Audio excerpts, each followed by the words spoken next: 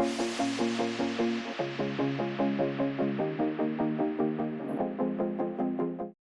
salut tout le monde, bon dimanche, j'espère que vous allez bien encore une fois cette semaine, de retour avec la fameuse Weekly Prep et c'en est une pas pire qui s'annonce. Beaucoup de choses à discuter, on a vu de la belle volatilité la semaine passée, beaucoup de choses qu'on avait mentionnées qui ont été frappées, qui ont bien travaillé. Encore une fois, l'importance d'avoir un plan de match solide pour amorcer chaque session, mais également chaque semaine. C'est quelque chose que beaucoup de gens sans dire oublie, mais mettre pas beaucoup d'emphase. Et c'est important toujours d'avoir une vue d'ensemble sur qu'est-ce qui pourrait arriver next. On va commencer justement par revenir sur cette semaine assez spectaculaire-là. C'est un marché très polarisant actuellement. Je n'ai parlé la semaine passée, ça demeure encore le cas.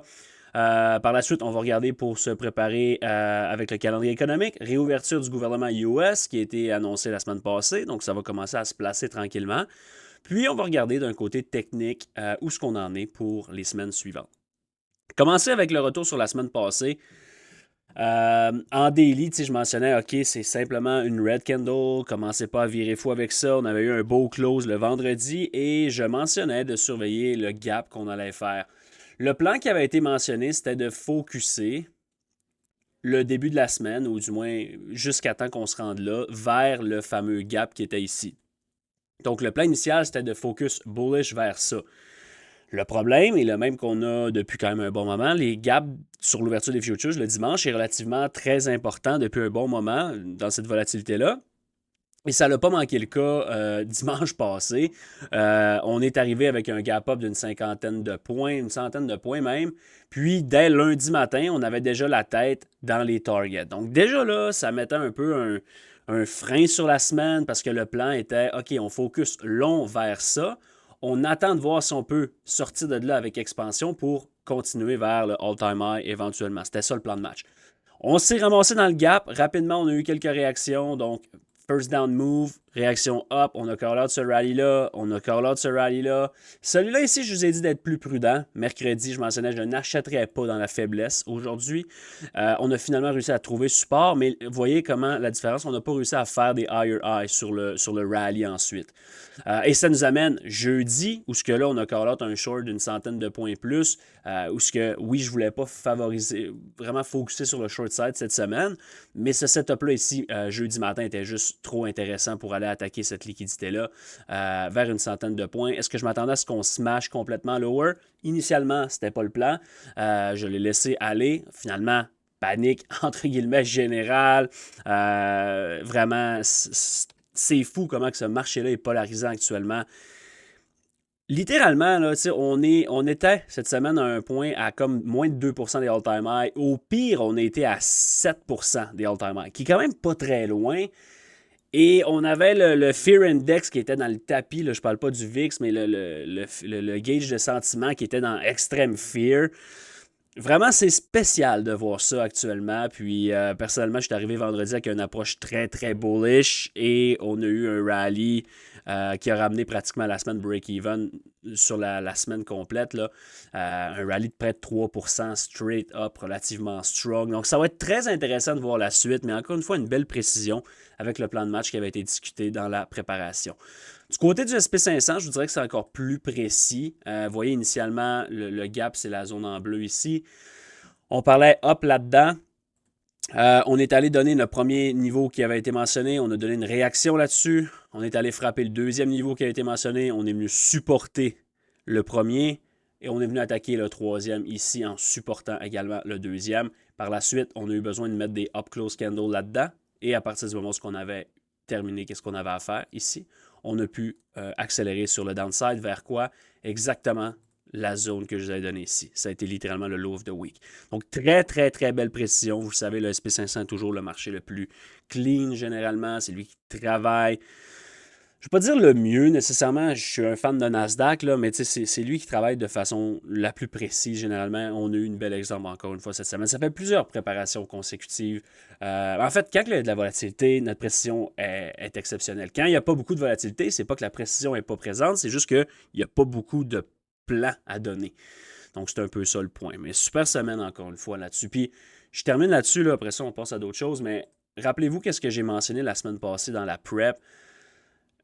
Je sais que tout le monde, tu sais, le titre de la prep, c'était Pourquoi vous paniquez, là? Je sais que tout le monde est bearish, vraiment big time. Personnellement, je suis bullish en ce moment, je pense encore. On va en parler tantôt, mais je suis encore très confiant avec le statement que j'ai fait. Mais je mentionnais que si on allait up first dans le gap, il faudrait pas qu'on fade complètement. Puis c'est ce qui est arrivé.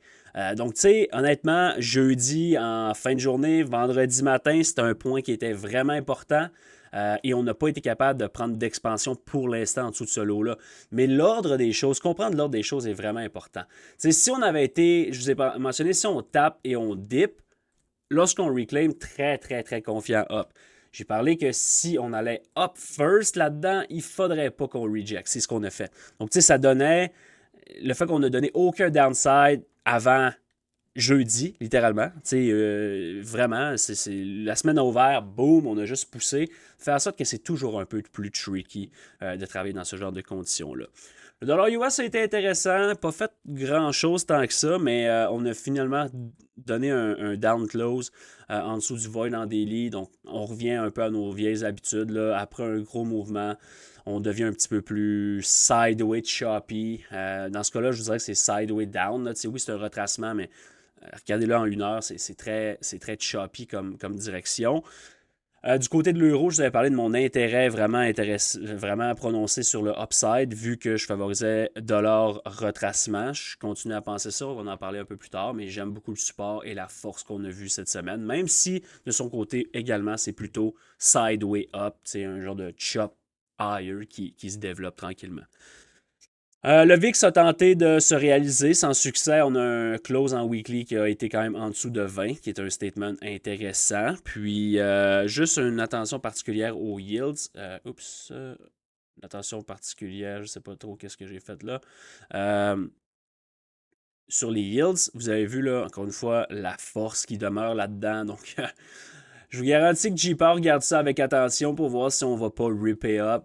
Si c'est le cas, c'est sûr que c'est très, très, très tricky / dangereux. Ça ne veut pas dire que l'impact sur le marché est automatique, mais assurément, c'est intéressant. Encore une fois, on a coupé les rates le 17 ici, qui est pratiquement le low. Est-ce que c'est 17?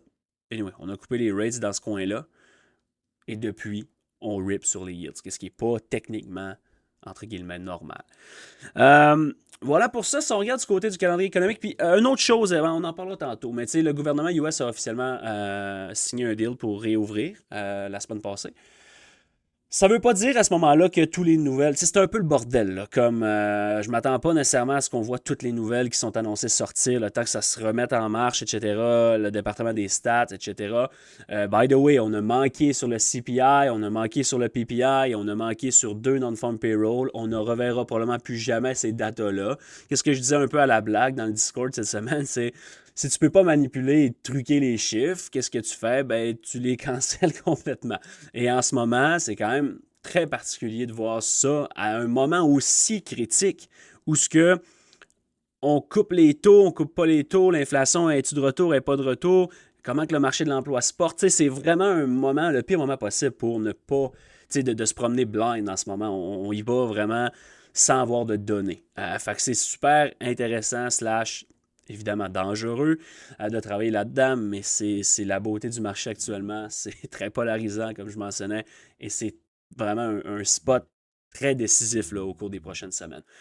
Donc, cette semaine, honnêtement, plusieurs Fed speakers qui vont prendre la parole. Je m'attends à des commentaires sur le reopening du gouvernement, etc. Donc, soyez prudents avec ça. Sinon, il n'y a pas des tonnes de nouvelles super critiques.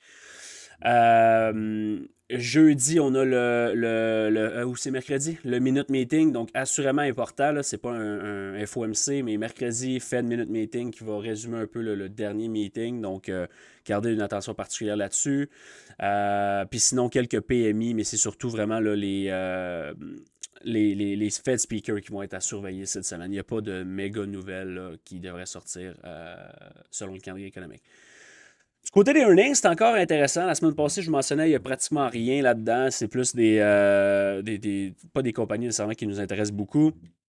Cette semaine, ça change un petit peu. On a plusieurs compagnies de retail qui vont, en fait, pratiquement toutes, là, qui vont reporter leurs earnings. Donc, Home Depot, Target, Walmart, Toutes des compagnies assez solides qui vont reporter. Et en bonus, vous avez Nvidia, qui est toujours évidemment très intéressant sur les earnings avec la volatilité qu'on connaît et l'impact sur le marché qu'on connaît. Donc, sérieusement, c'est encore une semaine très intéressante. Peut-être qu'il n'y a pas un calendrier économique super important, mais je vous dirais que les earnings cette semaine sont relativement intéressants. Puis, les retails, c'est intéressant parce qu'on va avoir un read un peu sur le sentiment du consommateur. Donc, j'ai hâte de voir comment que le marché va interpréter tout ça. Maintenant, si on arrive sur... si on regarde un peu qu'est-ce qui nous attend pour les prochaines semaines, les prochains jours, je me suis jamais caché depuis plusieurs mois. Je vous parle d'un marché qui est très supporté. Je vous parle assurément d'une bulle. Mais notre travail, c'est pas de savoir si on est en 98, 99 ou 2000. Notre travail, c'est d'être capable d'identifier d'un point de vue technique où ce qu'on qu'est-ce qui pourrait arriver next.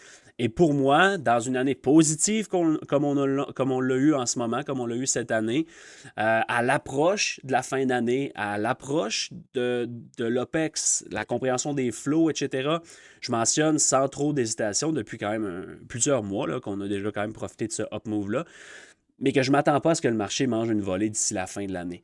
Par contre, plusieurs fois, qu'est-ce que j'ai réitéré? Si jamais ça débarque, ça va débarquer pas rien qu'un peu, parce que le timeline, c'est ce qui est le plus important. L'Axe DX, je le day trade, mais je l'utilise également pour planifier mes semaines, etc. Et c'est le plus important. Donc, si ça débarque à ce moment-ci de l'année, ça risque d'être excessivement rapide parce qu'il y a complètement quelque chose qui va flipper. À l'inverse, pour moi, on est encore en mode support. On est dans une semaine OPEX qu'on approche. Vous avez vu la semaine passée, avant que ça débarque un peu plus, là, jeudi, qu'est-ce qu'on avait? C'était des big drops suivis de slow grind up. Ça, c'est signature typique de lorsque les flows reviennent. C'est quelque chose que j'avais mentionné. On est dans une semaine pré-OPEX, OPEX vendredi. Donc, je m'attends encore une fois à ce support-là, surtout avec le lot qu'on a printé vendredi. Il ne faut pas fermer la porte complètement à un downside plus important, mais pour le moment, j'aime qu'est-ce qu'on a vu. Avant d'aller sur la weekly chart et d'aller plus en profondeur, je vais juste attirer votre attention sur le reopening du gouvernement. Quand je vous dis qu'il faut comprendre qu'est-ce qui fuckerait le plus de monde, OK? Tout le monde s'attendait à ce OK, lorsqu'on reopen le gouvernement, c'est bullish, techniquement. Mais rappelez-vous que lorsqu'on l'a fermé, qu'est-ce que je vous ai dit? On n'en a rien à foutre. Ça ne change rien. L'impact sur le marché est très minime. Elle est très importante à moyen long terme. C'est quelque chose qui lag. Pourquoi? Parce qu'on manque les datas économiques. On va peut-être prendre des mauvaises décisions. On ne peut pas se baser sur les vrais datas, les vrais faits. Mais en tant que tel, le marché n'en a rien à battre. Et qu'est-ce qui était arrivé initialement sur le shutdown? Drop overnight, big rally. Alors que quoi, tout le monde pensait que c'était bearish. Et on a amorcé quelque chose d'important sur le upside. On a réouvert le gouvernement. Qu'est-ce que le monde s'attend? Ça soit bullish. Qu'est-ce qu'on a fait? On a droppé hard et on a rip back up ensuite. Donc, est-ce qu'on peut supporter là-dessus? Personnellement, c'est assurément juste un élément de plus qui me donne encore plus confiance dans mon statement. Ça se peut que je sois wrong, comprenez-moi bien. C'est juste mon opinion personnelle. Puis on est là pour s'amuser puis travailler au travers de ces éléments-là. Mais je trouve qu'on a encore une fois les éléments en place pour une solide run vers la fin de l'année. Du moins, à ces niveaux-là, c'est un make or break. Là. Je disais à la blague un peu Lambo ou McDo, là. Mais encore une fois, c'est jamais littéralement ça. Il ne faut jamais que ce soit des positions aussi importantes. Mais c'est des très belles opportunités qui s'offrent à nous en ce moment. On commence avec la weekly chart. J'aime bien le petit gap ici qui a resté ouvert encore une fois, deux fois. On a tenté d'aller jouer en dessous de ça sans succès. Pour moi, ça me confirme de l'intérêt vers un support là-dedans. Puis une autre chose que j'attire votre attention, même si oui, c'est bearish, oui, ça a l'air d'avoir droppé beaucoup. Regardez comment que c'est quand la dernière fois on a fait un swing low en weekly ou qu'on a pris un swing low en weekly. Il faut remonter au début septembre. Donc, tu sais, c'est encore une fois le signe d'un marché qui n'est pas totalement sain. Ça veut dire qu'on n'a juste pas de retracement important. Le dernier swing low, puis il est fait par comme deux ticks. C'est le 2 septembre qui a été fait, la semaine du 2 septembre. Fait que, tu sais, en weekly, là, c'est un lower low, mais c'est pas un swing low. C'est un lower low, mais c'est pas un swing low. C'est un lower low, mais c'est pas un swing low. Donc, il n'y a rien, absolument rien de dangereux encore actuellement d'un point de vue price action. Qu'est-ce qui est dangereux? C'est le timeline dans lequel on est. Ça veut dire quoi? Ça veut dire qu'on est dans une fenêtre où ce que techniquement le prix devrait être supporté. Si c'est l'inverse qui arrive, ça risque d'accélérer très vite. Et rappelez-vous, ces fameux niveaux-là que je vous ai parlé encore et encore, ils sont encore in play et je vais vous donner un peu le scénario si jamais on peut commencer à quel moment on peut commencer à regarder ça. Donc en daily, il n'y a pas grand-chose à dire. On a créé un void sur la chandelle du 13 novembre ici. Je ne le dessinerai pas parce qu'il y a d'autres éléments qui m'intéressent, mais gardez une attention particulière quand même là-dessus cette semaine. À partir du moment où on reclaim ça, personnellement, je pense qu'il faudrait le supporter. En fait, je pense pas. Il faudrait le supporter. C'est assurément quelque chose que vous voulez voir. Donc, je ne le tracerai pas parce que j'ai des éléments plus précis à discuter, mais gardez ça en tête quand même pour le début et cette semaine. On va aller en 1 heure maintenant. Surveiller un petit peu qu'est-ce qu'il y en est. Si on regarde le 1 heure, il n'y a pas une tonne d'éléments non plus à se référer avec qu'est-ce qu'on a fait vendredi. J'aime beaucoup la session, j'aime beaucoup qu'on ait pris ce lower low-là. Et la semaine passée, quelque chose que je vous ai dit, si on vient attaquer là-dedans first et qu'on rejette, on devrait assurément attaquer ce lot-là. Et je vous ai également parlé de celui-là. Donc, si on prend de l'expansion ici, qu'est-ce qui n'a pas été le cas ici, assurément ce lot-là devient intéressant. J'irai vraiment étape par étape sur le downside, pas comme hey, on a topé, puis c'est le début de la fin. Ça c'est pour ceux qui veulent juste faire des statements qui attirent l'attention.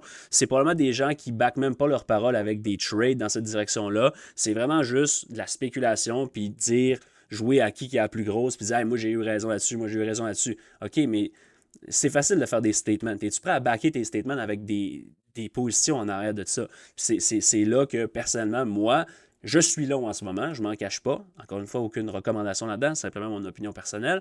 Mais j'aime le upside.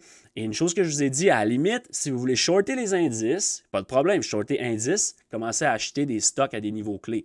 Ça va se balancer et éventuellement, quand vous allez avoir une confirmation d'un côté comme de l'autre, vous allez pouvoir prendre une décision. Mais en étape sur le downside, qu'est-ce que je ne favorise pas en ce moment? C'est sûr que je préférerais beaucoup que le lot de vendredi ne soit pas réattaqué. Ça, c'est sûr. Si on le réattaque rapidement, comme ce soir ou demain sur l'ouverture des futures, c'est pas la fin du monde, mais il y a deux choses. Soit on vient faire un quick lower low et on supporte rapidement dans ce gap-là ici. Peut-être avoir pris les lows-là et on supporte très rapidement. Comme lundi matin, drop, OK, low of the week est printé. Ça serait très, très important pour moi. Si on n'est pas capable de faire ça, à ce moment-là, mon intérêt vient vers ce lot-là, assurément. Donc, le lot du 10 octobre deviendrait mon main focus. Et là, c'est là que ça devient un peu plus tricky, où il faut absolument qu'on supporte. Si on ne supporte pas en dessous de ça, attendez-vous à ce que ça soit violent initialement, peut-être une wick, mais si on ne supporte pas en dessous de ça relativement rapidement, encore peut-être lundi, mardi, à ce moment-là, il va falloir commencer à considérer qu'on est dans quelque chose de plus sérieux et on va regarder pour focuser dans ces zones-là.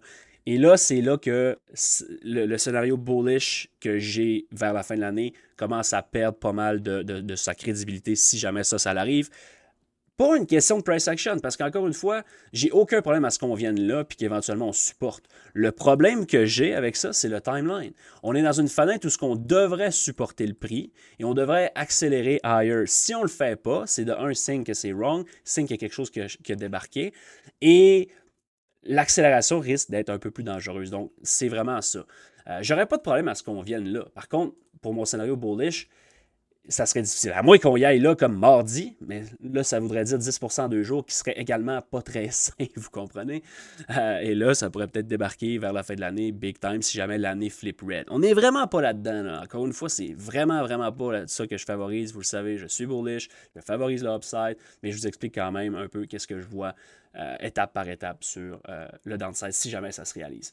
À l'inverse, qu'est-ce que je favorise le plus? C'est qu'on ait gardé ce lot-là en place cette semaine, qu'on ouvre avec un gap up, ou pas obligé, à la limite, là, un petit gap down, trappé, garder ce lot-là, peut-être un petit lower low, mais pour vrai, je le répète, je préférerais vraiment que ce lot-là soit intact cette semaine. Ou si on le fait début de semaine. Encore une fois, l'ordre des choses, si cette semaine, en début de semaine, on manque de gaz sur l'upside, puis qu'on s'en va lower mercredi, jeudi, là c'est vraiment pas intéressant. Qu'est-ce que je veux voir, c'est du gros upside comme on a vu vendredi, avec conviction. Semaine supportée, Apex vendredi.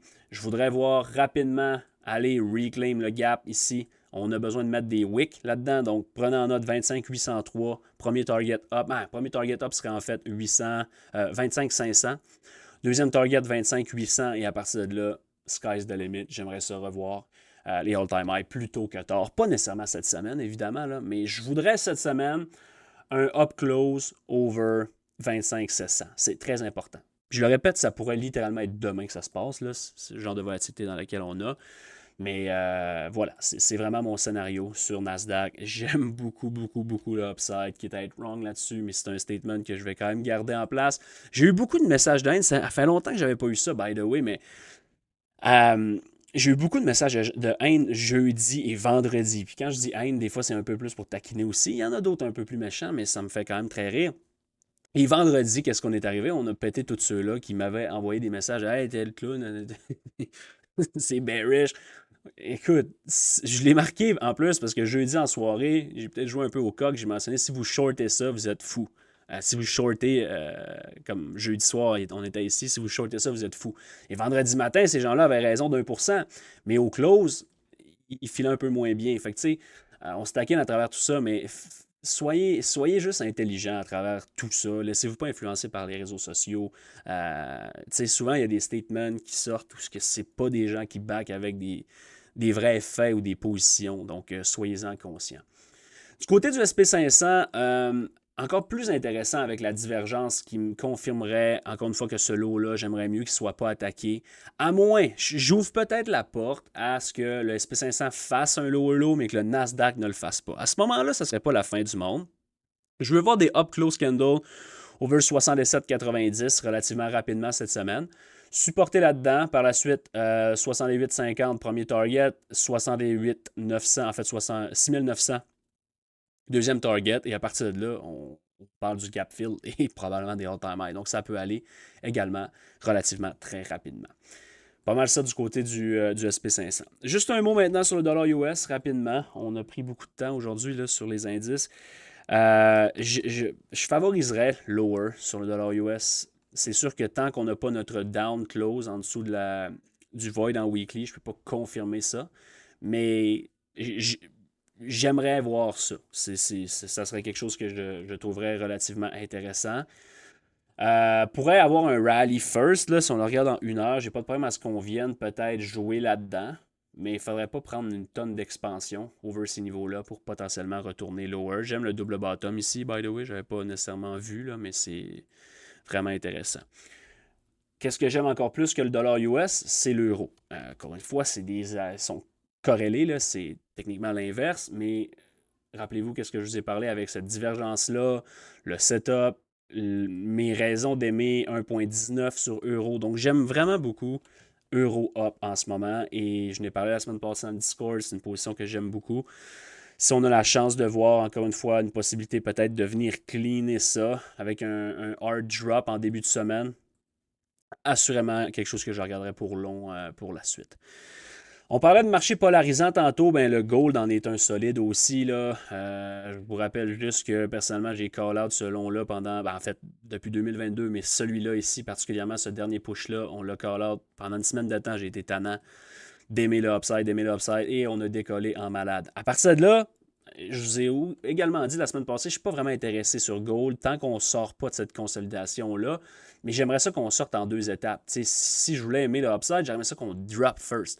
On ne l'a pas fait. La semaine passée, en plus, là, j'ai pris un short là-dessus, je ne m'en cache pas, j'ai pris un small loss qui était vraiment en mode. Pas que je ne l'aimais pas, là, parce que je ne prends pas des trades que j'aime pas. Je n'étais pas totalement à l'aise, mais j'ai donné quand même une petite shot sur ce genre de bull flag-là, où ce que tout le monde voyait. J'ai shorté là-dedans, en anticipation, puis ça a l'air con comme ça, hein, en anticipation qu'on fade le flag avant peut-être de ripper. Il y avait beaucoup, beaucoup de niveaux là-dedans qu'on avait discuté. Et finalement, on a juste breaké up sans jamais rien aller sur le downside. Par contre, ça ici, ça, c'est un des plus beaux shorts qu'on a vu, honnêtement, que j'ai vu sur Gold depuis littéralement le début de ce up move-là, qui remonte à une couple de mois, là, au mois d'août. Littéralement, ce short-là, c'est le plus beau short que j'ai vu sur Gold depuis le mois d'août. Oui, le top, ça peut avoir l'air, d'un point de vue graphique, plus beau, mais d'un point de vue technique, c'est jamais une bonne idée d'essayer d'attraper un top. Ça, c'était vraiment béton. Personnellement, j'ai manqué ma shot là-dessus complètement, là, vendredi matin puis jeudi après-midi, mais c'était de toute beauté. À partir de là, à la limite, ça ferait un petit peu plus de sens pour moi peut-être de voir Gold consolider / down vers la fin de l'année alors que les indices blow up. J'aurais aucun problème avec ça. Je demeurerais très bullish sur gold. Vous le savez, c'est des statements que j'ai faits depuis longtemps, longtemps. Extrêmement bullish sur gold. C'est quelque chose qui est très volatile en ce moment, qui va demeurer volatile au cours des prochaines années, mais ça ne veut pas dire qu'on est bullish, qu'il ne peut pas avoir de retracement. Et ça, c'est une putain de run-up. Maintenant, est-ce qu'on peut reformer un méga range? Absolument. Et je le répète, on pourrait dropper encore de 15 à 20% sur gold et je serais encore bullish. Donc, soyez juste conscient de la volatilité qui se passe là-dessus en ce moment. Je serais plutôt intéressé. Mettons, tu me donnes le choix en ce moment, c'est pas une position que j'ouvrirais, mais je favoriserais lower sur gold versus higher cette semaine. Donc, on verra, mais si jamais on flippe, mettons, ce void-là en daily puis qu'on est capable de supporter, je pense qu'on peut attaquer les lows ici relativement facilement. Donc, voilà pour gold.